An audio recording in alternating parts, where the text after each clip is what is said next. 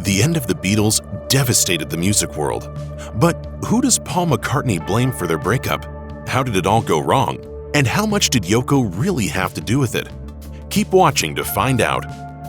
The Beatles became one of the world's most popular bands in the early 1960s. They played concerts to tens of thousands of screaming fans. Their albums dominated the record charts. And then, at the height of the band's popularity in 1970, they broke up.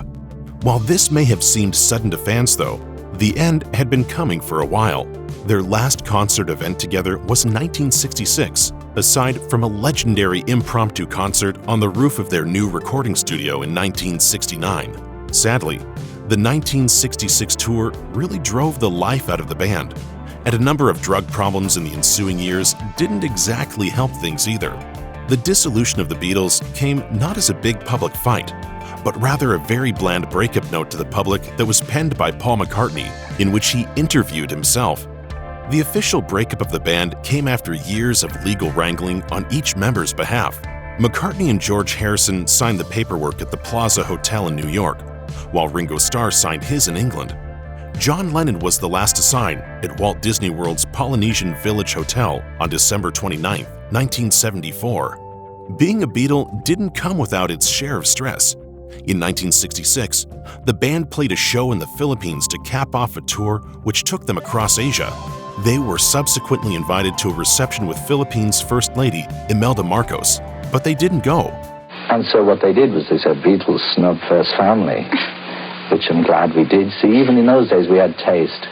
When this was reported in the media, it incited a lot of upset locals who hassled the Beatles all the way to the airport, and the band was only able to flee once they agreed to give up the money they made from their concert.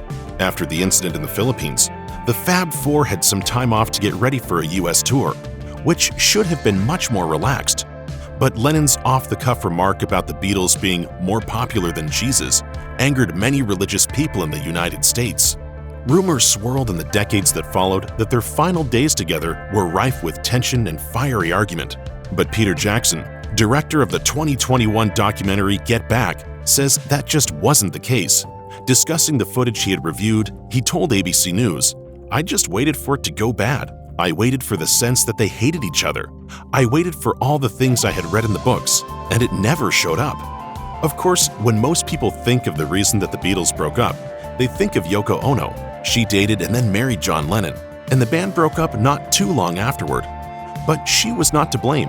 Apparently, the band was in dire straits long before Yoko due to the death of their manager, and she simply acted as a convenient scapegoat for many. Not even her own denials were enough to appease the anger of some fans of the Fab Four. Paul McCartney, however, has been much more direct about who caused the breakup of the most popular band in the world, John Lennon. In 2021, Paul McCartney told BBC Radio 4, "John walked into a room one day and said, 'I'm leaving the Beatles.' Lennon wanted to have full creative control of his music, and he told the group that he was finished." Likening the split to a divorce, it seems that the Beatles' runaway success wasn't enough to convince Lennon to stay. Luckily, all four Beatles went on to find considerable success as solo artists. McCartney started another band, Wings, that featured his wife Linda, and then continued to tour after her death. He is now a hugely popular solo artist. George Harrison also found success as a solo artist in the 70s and 80s.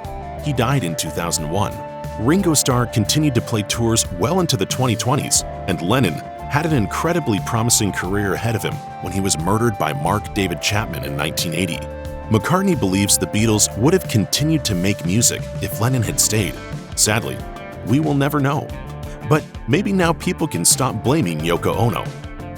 Check out one of our newest videos right here. Plus, even more grunge videos about your favorite stuff are coming soon. Subscribe to our YouTube channel and hit the bell so you don't miss a single one.